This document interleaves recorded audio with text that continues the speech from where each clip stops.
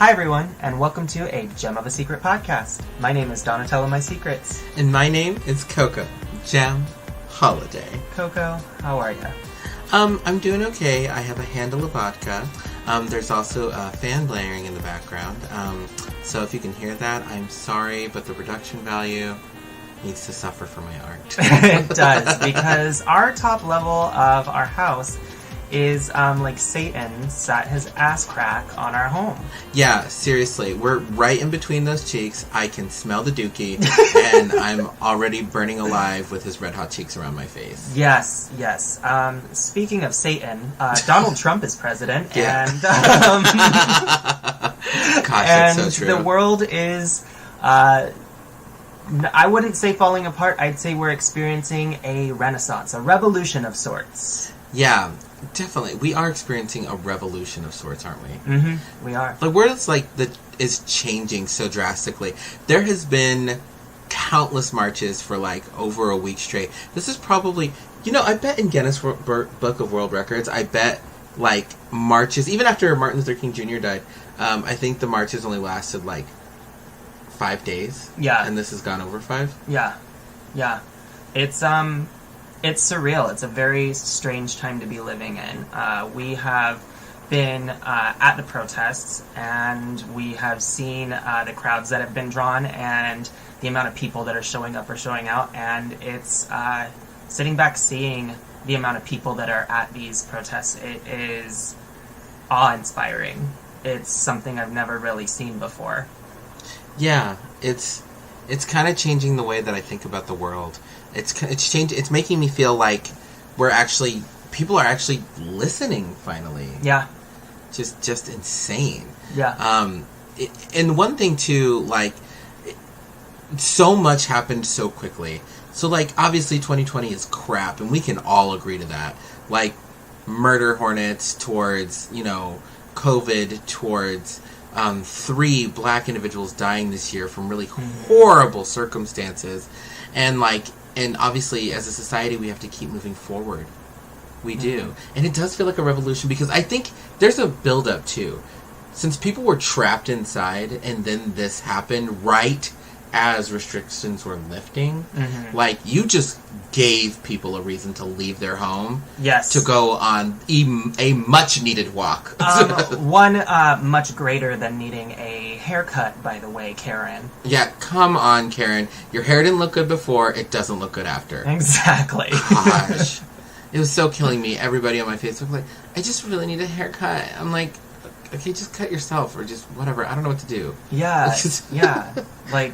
This is a reason to be fired up. This is a reason to really want to push change in this country. And it really does. I don't know. I've never really felt this way. I'm always one of those people too that used to say, "Oh, you know what? It would have been so cool to be part of the protests in the 60s about the war, in Vietnam and all that stuff, and be one of those hippies," because I've always kind of had a hippie spirit, despite being a little bit angry and aggressive at times. I don't deny these things. Yeah, I'm an angry hippie. So they kind of contradict themselves, but it makes sense, I guess, all at the same time. But yeah, no. It comes from a place of love, and being alive in this time when we get to express that love and show that solidarity and support is something that I have wanted for our country, because there always have been these issues. It's like you said, now people are listening, and now people are waking up to them. Yeah. And so today, specifically, we're going to be talking about these issues in a way that we haven't done yet on this podcast. Yeah, we are actually going to be interviewing a queen that has some roots here in the Portland area. So we are going to be interviewing the one, the only, Kimber K. Shade. Yeah. Yeah. So, Donna, I forgot to ask, how are you doing tonight? You know what, Coco? I will let you know after this brief commercial break. Hey there, I'm Aaron Holman, host of Eye to Eye, a weekly podcast talk show all about passion. I have this passion and this fire within me that burns brighter than the fire around me. Flow. With performing, there's always a story to tell, whether it's my own or not. And creativity. I go, he's more than cute, he's creative. All with an LGBT twist. Make sure to check out Eye to Eye, that's EYE, number 2, letter I, and rate and subscribe on Apple Podcasts or wherever you listen in today.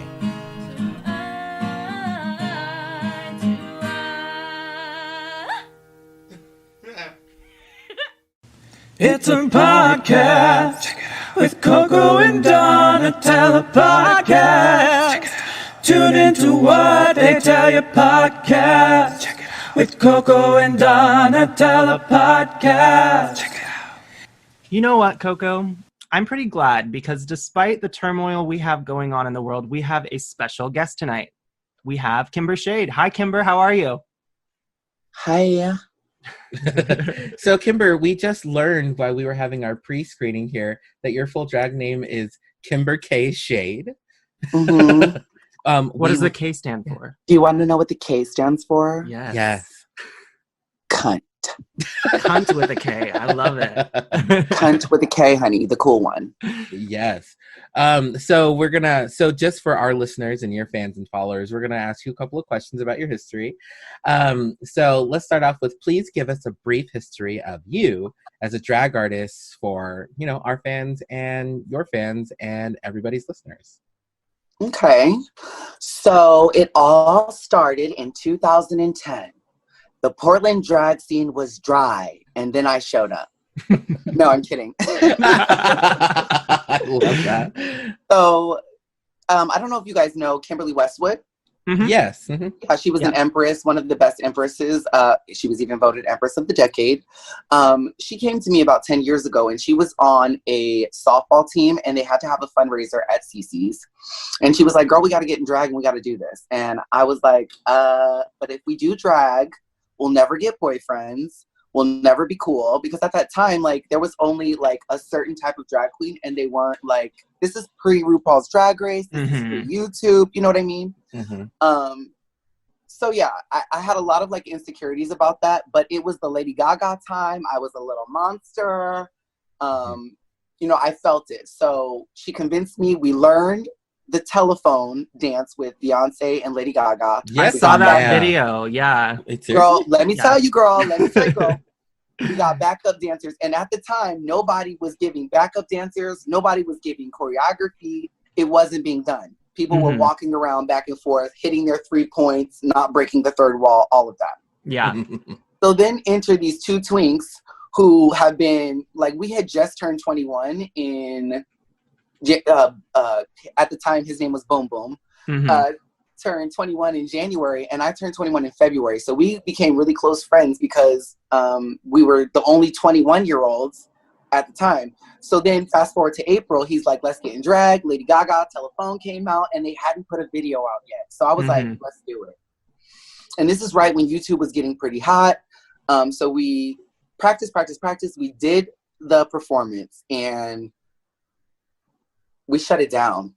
Now, let me say this. Being a drag queen for 10 years, I look at that video and I cringe. And I'm like, girl, you couldn't even 5, 6, 7, 8. I was all off. I didn't even look at nobody. I know how to fling my hair and look cute. Oh my God, it's a mess. But that video got, I think it's 400 and something thousand views. Damn. Wow. That's what started, in my opinion, the breath of the new generation of Portland. Yeah. We had Queen Jinx Monsoon is from here, but she also faced bullying and she faced a lot of hard times here. And so she left and didn't even claim Portland. Yeah. Right? Yeah. Right. So I believe that video kind of made it okay in a way for boys like me who were feminine, known, to be a drag queen and to really express themselves in the way that they wanted to. So me and Kim Chi at the time, now she's Kimberly Westwood, were drag queens. And then after us popped up all of the new scene. And if you notice, there's an age gap. So there's me and Kimberly Westwood, and then there's nobody really in between us and the 40-year-olds. And that's because of that. They wasn't cool to be a drag queen. Yeah. So that was the story then. That was 10 years ago. Over the time, I put in a lot of work. For me, I'm positive about everything that I do, right? So I think about the silver lining, but I'm not going to lie. It was hard growing up as a drag queen in Portland and being Black because there's only a certain amount of jobs for a Black girl here, and we have a certain amount of Black girls here, right? Mm-hmm. So being the new girl coming in, I faced a lot of hatred. It's also because we did break through. Like, we did something that the other girls weren't able to. We went viral, and nobody else did that around here. So you got to think about that animosity going into the bar too. And then if you know me and Kimberly Westwood, we don't give a fuck what anybody else thinks. Yeah. So you put that in Passive Portland, and then it's like, yeah, I saw that video and it was a fabulous debut. So yeah, thank you so much. Yeah. I've had even crazier times. Adore Delano came here during Gay Pride one time, and I climbed on stage and made out with her in drag. Yeah, it was a whole moment. Like, she actually pulled us up on stage, which we couldn't believe because it was like 1,000 people there. She pulled us up on stage, and my friend was like, "What do we do?" I was like, "We fucking dance!" Like, hello, what else do you think we do? And then it's a part in the song where she pulls somebody else up and she makes out with them. And being Kimber cunt like I am, I walked up and pushed the guy that she was making out with, and I kai-kai'd with her on stage. Nice. You got to get it done, honey. Don't let nobody stop you from your dream, okay? I dig that. I love that. I love that so much. So then fast forward, my drag daughter, Flawless, came onto the scene, and for me, as a drag mother, I like to be a producer, and I like to give. That's who I am. So it's not about being on stage for me, but if I can spark that in somebody else and I can make them kind of be the vessel and speak what I want, not what I want, but like speak for themselves, I love that more than me being on stage. So Flawless Shade, she walked in. I was hosting at Silverado's for Halloween, and she walked in, and Flawless, she's very, very tall, and she had on a shake and go blonde wig that was all wet. And it might have been wet, but it looked like all wet. Right. And she was with her friend, and I had a costume contest, and I was like, "Get up here!" And her friend, we call them Banshee Queens. Do y'all know what that is? Yeah. The Ratchet Girls. We love the Ratchet Girls. I'm a Ratchet. So they got up there and they acted like they owned the room. They did not win the costume contest. But afterwards, I went up to Flawless and I was like, "Whatever you need, if you're serious about this, whatever you need, I will give it to you." That night, I got off of work at like 2:30 in the morning. That night, I went over to Flawless's house and I painted her face, and I gave her half of my makeup, and I said, "I know that you're going to be somebody amazing. If you put the energy and the effort into this, you're going to be somebody amazing." I gave her the tools. She put in the work. Flawless did not stop until she became the best at what she does, and I had a part in that. You know what I mean? So that means more to me than me doing it and me being on the stage, because that to me sometimes is selfish. But when I can look and say, I helped that girl do it, that makes me feel really like I'm here and I have a legacy, you know? Dang. You are your own legacy. Don't even sell yourself short. And the sad thing is, and let me just admit this for our listeners, I met Kimber because of some BS racist crap that was happening in the community. And then there was just this person named Kimber who showed up being vocal and correct and being honest and whatever. And that's the first time I talked to Kimber. Now, I met Kimber when Flawless was going to adopt a drag baby at Flawless's show called Legacy. And then I passed this person who just looks stunning. And I was like, you must be Flawless's drag mom. And she's like, yeah, girl. And she flipped her hair at me. I'm like, who is this girl? I was like, outside of the fact that she's stunning, I was like, I'm too intimidated to talk to her. I was like, I will meet her later. Well, ditto, because the only thing that I knew about you was you was on Camp Wanakiki. And I was like, oh shit, I didn't even know about Camp Wanakiki. They didn't call me, girl. But then you have this presence, and I think Donatella, you were there that night as well. I don't know if you were a special guest or whatever. I love drag, and I'm that banshee girl that's in the back using my siren to scream for you girls. And I love the fact that you guys are so powerful. You came in and you had a viewpoint, and I still remember your first performances there at Legacy. So big ups to you all. Thank you. Yeah. Thank you. So let me ask my second question. It's just real quick. Let's do, what venues do you support the most or like performing in? Yeah, past and present. Yeah. I really enjoy any venues that support me. So I'm a creative thinker. I've always been a creative problem solver. I've won awards for that, national awards. And so any bar that can come to me with a problem and say, solve it, I'll do it. So one of my favorite bars ever, always will be Silverados. The reason being is because during my sweetheart year, I went into them and I was like, I want to win. And so I'm the sweetheart 27. And when I put my name in for the application, I almost didn't even make it through. Nobody believed in me, and it came down to one vote. And I had never done a pageant before, and people just didn't think that I was capable of raising money. And of course, I came through and swept their asses. But that's beside the point. That's beside the point. If I'm ever in something bet on her, I will always tell you that, or else you're gonna lose your money. When I was a sweetheart, they were the only bar to like really like take the manager came aside and was like, okay, I see that you're running. If you come in here every night, I will support you. And then if during your year, if you'll just like have an event here, I'll support you. And that was it wasn't the only venue, because I did have some contacts at CC's, like Bolivia. But it wasn't like Bolivia is an entity inside of CC's. It wasn't CC's itself, right? Sure. Silverados itself said Kimber is our queen. And it takes a lot for a bar to stake a Black girl, and they did it. Yeah. And I won. And then so after I won, I had Kimber's Power Hour. It might sound familiar to you. It was a Friday party that happened from 9 until 11. And it was kind of like a pre-funk to everything that was going on. I wanted people to come to my show. The queens did one number. It was their power number. No ballads.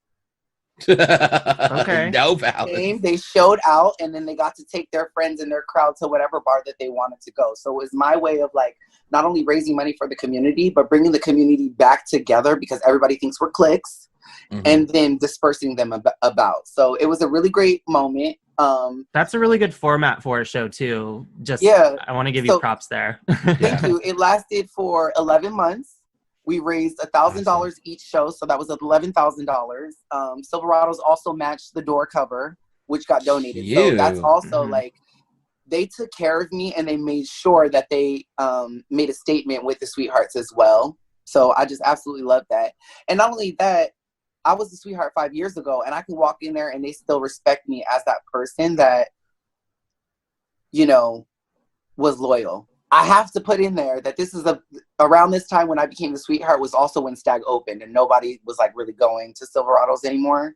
So to do an event, raise that much money, it was a powerful moment, and, you know, loved it. So Silverados, love them. Of course I love CC's, because I mean, that's just where drag ends and begins, right? In Portland. The former Embers, there were many times when I was so broke that I had to pay my light bill, and I would go and beg the hostess to let me perform, and they would be like, okay, but you got to do 6 numbers. And on my 6th number, there would be no audience. And I would be like, okay, well, can I just get my check? And they would be like, no, we paid for 6.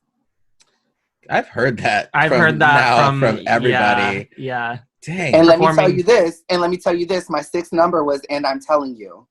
And I let them fucking have it every single time. But shout out to Embers though, because again, even though they, you know, it wasn't always easy, they still gave me the shot. So, you know, we live in a new day and age. Portland has changed a lot in 10 years, right? So the things that the girls had to put up with 10 years ago, absolutely they wouldn't do now. But we had to do those things so that we could get here. Agreed. That makes sense. So we're going to get into the hard and heavy hitting questions. Okay. Let's do a brief. I love your heavy hitting questions, Coco. You like to come at me, girl. Yes, sure do, bitch. Sure do. Left and right. So brief trigger warning for our listeners and our fans. We are going to be talking about heavy hitting subjects about race. So be prepared for that, but hopefully it'll be educational. If you tune out now, you are racist. We've all decided. It's decided. It's decided. It's law, actually. It's law. It's law right now. Hashtag Black Lives Matter.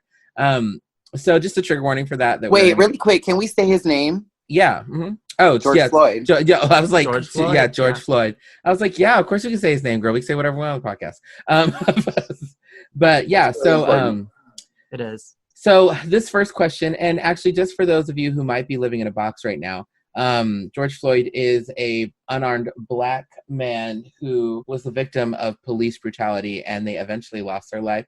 There are two conflicting stories, but most stories end up with it being what happened to him led to the ending of his life, regardless if it was the knee on the back or complications from the knee on the back.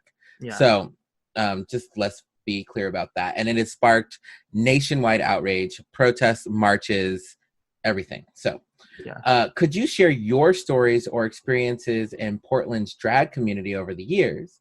Has the scene changed, and has it become more diverse or less diverse? So yeah, we kind of got into that a little bit earlier. I would definitely say it's become more diverse. There's a lot more girls on the scene. There's a lot of different flavors. You have East Side, West Side. You have alternative glam. Before it was just you're either glam or you're not accepted. You were glam or you were not getting on the stage. Yeah. So I mean, I don't know if you guys know me, but I'm like, you know, that girl. And I would fight with every show host about wearing tights because I'm like, look at these fucking legs. Like, you're not about to tell me to put on some goddamn tights. Like, and so I would get the nude color fishnets. That doesn't look like you have anything on. Yeah. They would be so hot. But I would pull it and be like, yep, see, it's right there. You can't even. And they would use words like, well, it's not professional. You understand? It's not professional what you're doing, so we need you to do it this way. And that doesn't fly in Portland anymore. Portland accepts any type of crazy, kooky, caca, you know, Looney Tunes, whatever you dream it. Portland's like, hey, let's put it on stage. Let's give them all a chance, which also kind of has an adverse effect on, you know, the culture. It does. You know what I mean? And no disrespect to anybody that wants to be a drag queen. We love you. But, you know, there's a place and a time, and there's people that are paying in the audience to see entertainment, right? So you gotta, if you're not ready to entertain, which means you're gonna break through the third wall, you're gonna look people in the face, you're gonna know your words, you're gonna dance a little bit. You know what I mean? Like, you're gonna have gowns, outfits. These are things that it's not a hit. Like, you can have alternative drag and wear garbage. Yeah. But it's got to be put together. You can wear garbage well. Yeah. Right. And I literally, I don't mean like what you're wearing is garbage. I literally mean you can wear trash out of the garbage and make it look good.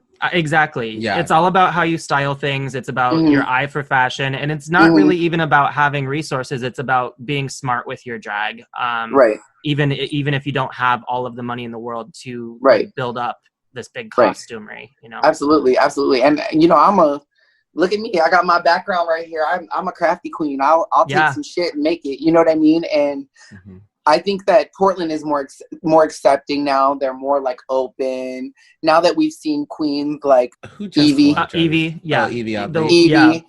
But well, now we're back to glamour with Jada Essence Hall. But before that, we had Evie and then Sharon Needles. All of those things. Portland has always been weird, but it wasn't okay. And then when you had those kind of icons that did it, it made it like, okay, great. Now we're going to be more accepting of these kind of crazy queens. And that's when you had the resurgence of Blow Pony and the East Side events where it was like super, super different.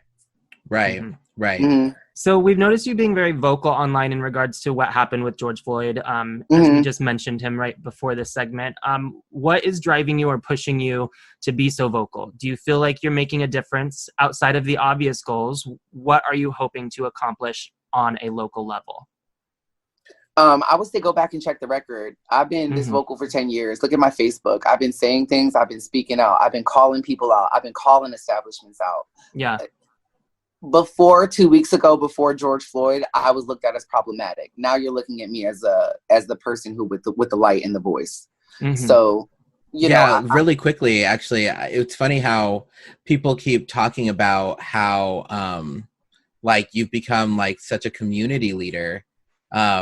I'm like, because I have seen your posts, especially ever since everything happened, a few months ago between, the Ahmed action. Aubrey. Yeah. And so and I'm like, oh yeah, but she's always been vocal. But it's interesting how the stuff that you're saying now, you're like, oh yeah, look at these new community leaders popping up. Yeah. And that's something. But let's go back. What do they label me as? The loud black girl. Yeah. The angry black woman. The person who speaks too loudly. Right. I've literally had people say, I don't understand. I just don't even understand you because I just shut you off as soon as you get loud. Mm-hmm. And I'm like, I just don't get that because we're at a drag show. Why are you not cheering? Yeah. Why are you not screaming for your drag daughter who's on stage? That's what people can't take. I have authenticity. My drag daughter's hitting the stage and I'm going to out-scream everybody, bitch. Yeah. Right. You mad? That's my drag daughter, honey. Mm-hmm. Step up or step out. But even going on, even into the issues, I've had conversations lately with people and they're like, just the way that you communicate. So that's why I have specifically over the last couple of weeks in person with people, I try to take it down a notch because I understand that they do not get that.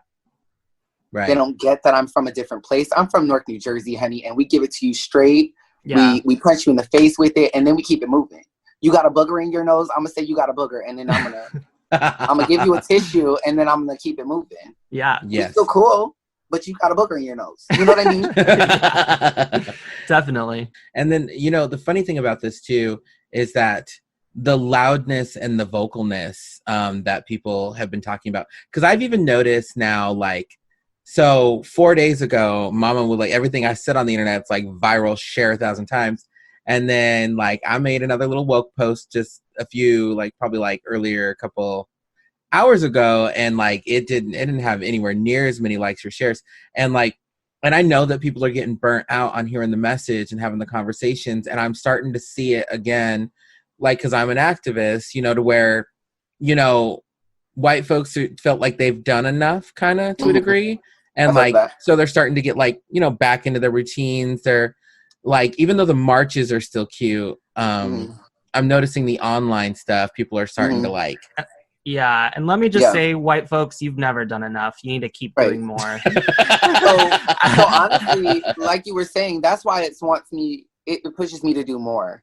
And so anytime that I see a message, and excuse me if I haven't amplified your messages lately, Coco, but anytime I see a message that needs to be said, i.e. anything Courtney Capri Dove is saying, I try to also mirror that, because it's really important that we speak as a unified voice. They can't be hearing too many problems at once, right? So we all have to kind of give it to them all. You know what I mean? Yesterday we attacked the fact that none of the gay bars gave us any attention. Great. Now all of them have. Now what's our new thing? And that's how we get to have change, because we have to break it off in bits and pieces. We can't just give the white people all of this problem, because then they get too scared and defensive and, oh, it's not me, and oh, all cops are good, but I don't want to hear that. Let's break it off into pieces. Okay, Becky, today, this is what you did. Great. Let's fix that. Tomorrow, this is what we need. You know what I mean? And I think that that's how we accomplish we solve the bigger problem, in my opinion. So yeah, and I agree with that. And actually, to go apart with that same question, what are we hoping to accomplish on a local level? I wanted to touch base on that. Actually, we didn't actually speak about this before we started recording, but that conversation about the bars and stuff like that. I had noticed, and I've noticed in every city I've performed in, there is a little bit of a tokenism, but it's more so drag show producers trying to be well, I do want to make sure I have people of color, a plethora of diversity in my shows to give people and artists their opportunity. But what I've been noticing is about show producers here is it is first come, first serve, I guess. People gotta ask for the gigs and they get booked out and whatever. And I don't see that favoritism, but I guess I'll go ahead and out myself here by saying I'd actually like to see a little bit more favoritism. First come, first serve is great, especially if it's first come, first serve with people who've been doing it for a few years. Right. But maybe reserve that spot, Coco, ask me why I don't do shows here. Excuse me. Kimber K. Shade. Why don't you do shows here? Yeah, let me remind you, this K stands for cunt. I don't do shows here because I don't do shows here because they don't appreciate my artwork, right? Mm-hmm. So I've been up to Seattle for the last 5 years. New Year's, 4th of July, Gay Pride, Halloween. They pay for my travel. They've given me hotel. They give me a very large paycheck. Mm-hmm. I host. They give me a free drink tab. You know how much the bitch drinks. Yes, all of she these does. things, and I can't even get that in my home city. Yeah. What does that tell you? Like you said, I would like to see some spots reserved for those girls who have something to say. I don't always need to be on stage, and I don't always need to be like bucking and twirling. But when I have a number that I know is going to rock the party, let me in. Don't say, well, girl, you haven't been here and you haven't da-da-da. Check the resume. Because like I said, back in 2010, none of these bitches existed. Mm-hmm. And I have to be real with you on that. And I have to be real when I say that. Like, I'm not trying to be entitled. I'm not trying to be any of that. But if it comes down to it, there is nobody, in my opinion, that does what I do, right? So I should be able to have that moment. But they keep picking the girls that are their friends, or the girls that they're like, they know, or I'm trying not to mention any names. or the girls that do the drugs with them, or you know what I mean? Like, it's not about talent. Make it about talent, and then let's see what happens. Right. And I know it's about, like, I agree with all of that. So what are some, like, so just real briefly, so what are some things you're hoping to accomplish on a local level? Okay, so I'm not just loud for no reason, right? So the other night, let's go back. So the other day, I had FOMO because I saw this digital drag fest happening. And I was like, I looked at the roster and I was like, this isn't fair. Like, it's all of the Darcel's girls and maybe like a couple other people that it always is. And I understand that they're reliable, they're capable, they're great. They got great fashions, they're talented, they're all of those things. But you mean to tell me that is the story of Portland? That's the old story of Portland. Because Bougie Cherry could outperform any of those. Yeah. Right. Bougie Cherry can get the crowd on their feet more than any of those people can.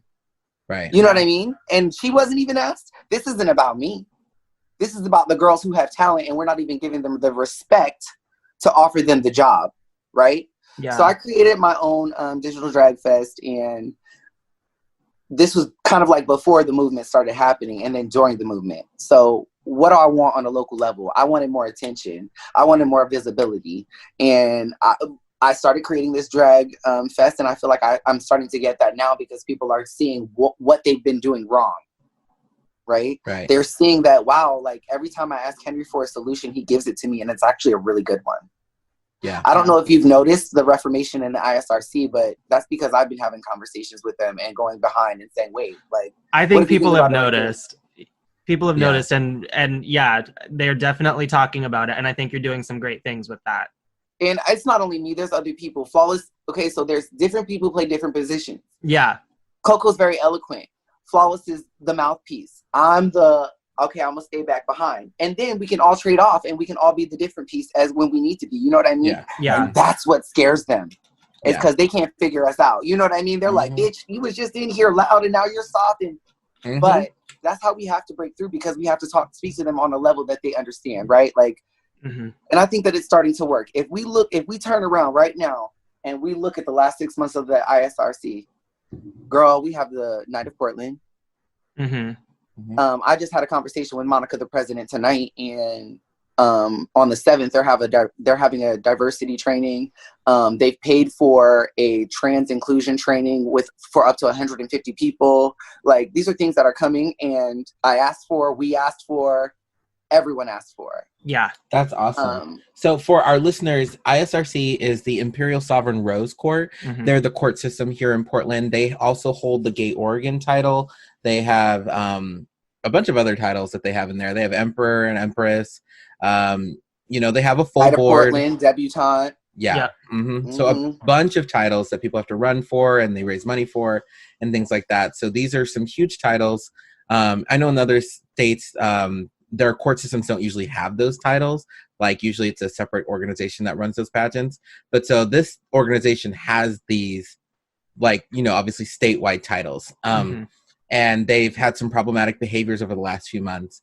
And so what me and Kimber and Donatella are talking about right now is some of the reforms that are happening that we've pushed in meetings that we've attended virtually, trying to have these dialogues with these people about, making changes. And I've seen some success. I've seen some pushback. I've seen some hurt feelings. I've seen some slander, and I've seen some praise across the board. And Kimber has done a great job, because I've listened in on the meetings, and sometimes I don't even talk. Like, I actually was at the last meeting, not the one recently, but the one before last. And yeah, I just listened pretty much the entire time.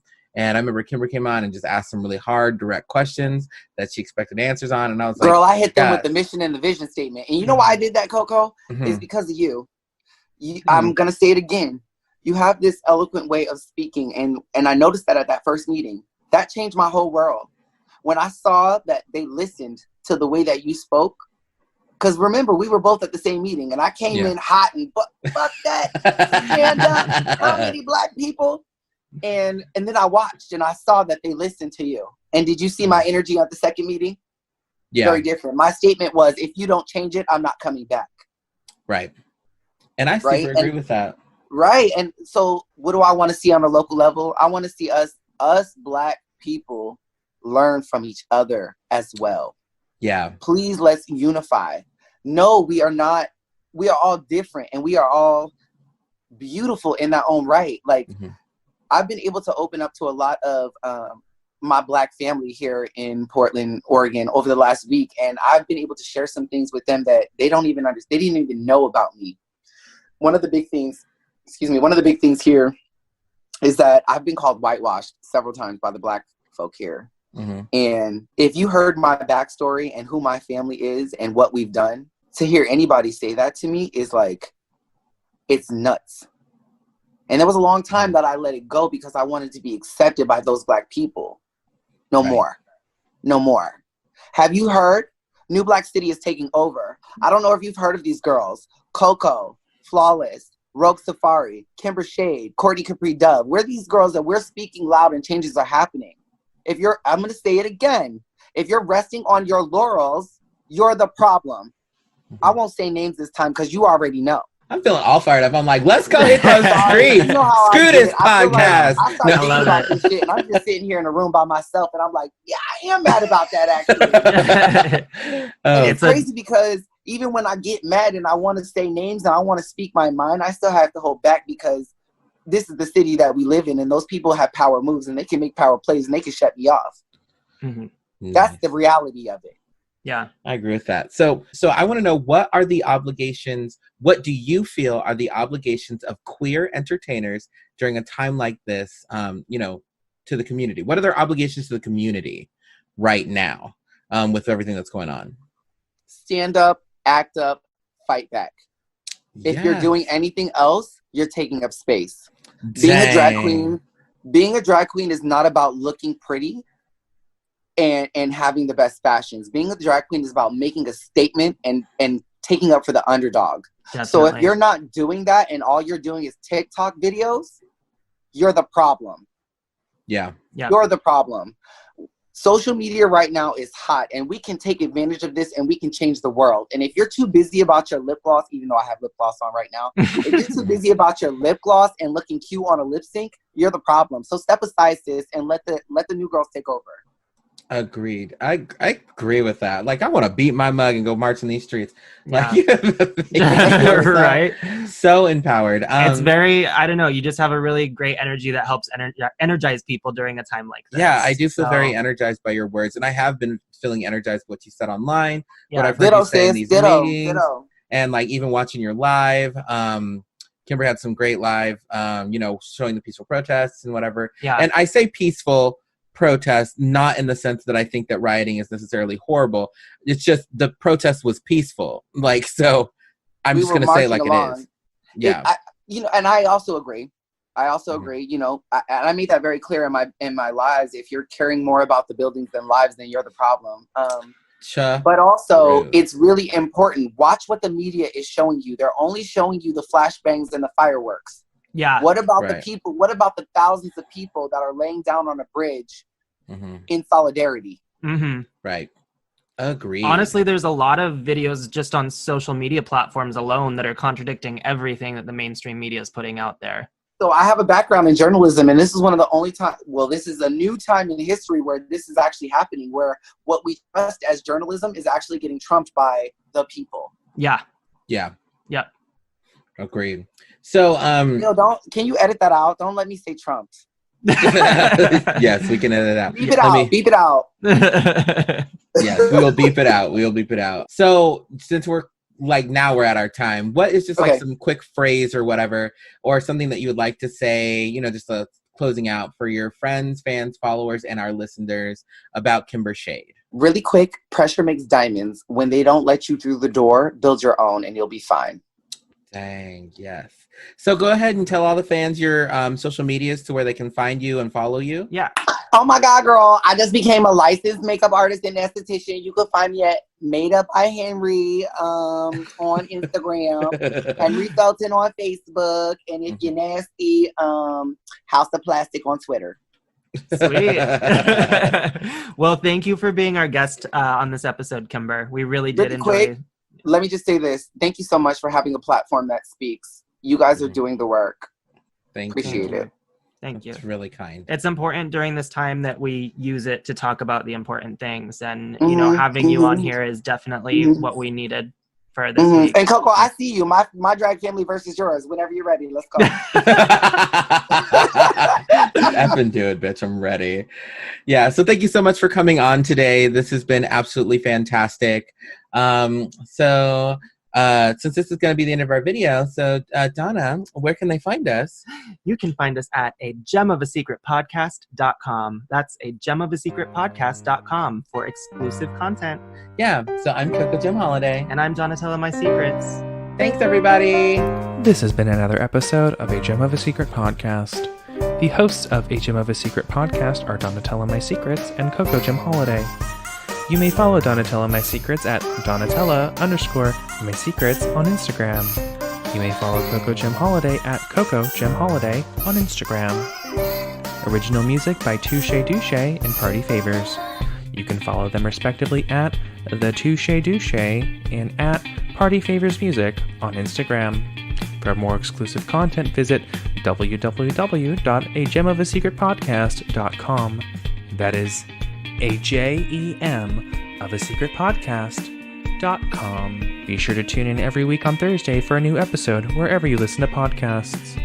If you have any comments or questions, email us at agemofasecretpod@gmail.com. Please don't forget to like, rate, and subscribe. Until next time, goodbye.